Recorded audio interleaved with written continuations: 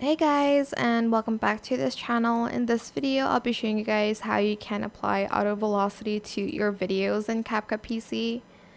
So just select AI stylize and go to style here.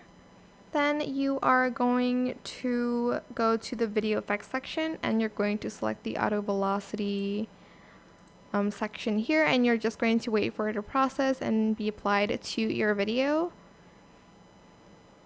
Just gonna wait for it to process a little bit.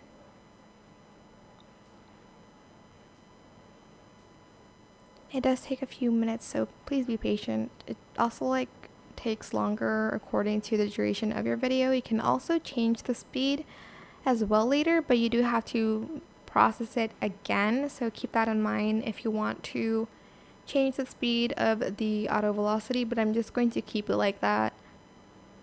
And once you're done, this will be the final result. I'm just gonna wait for it to hit 100%.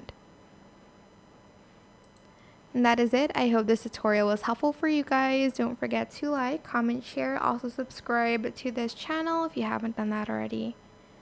If you have any more questions about this video, leave it in the comment section down below. I will try my best to answer them all for you guys.